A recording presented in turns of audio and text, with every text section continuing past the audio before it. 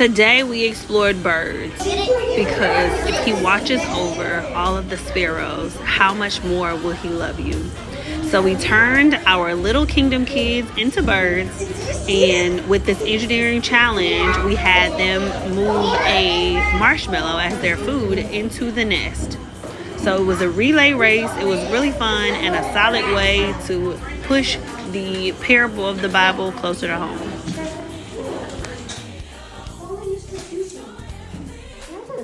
They're going to be used for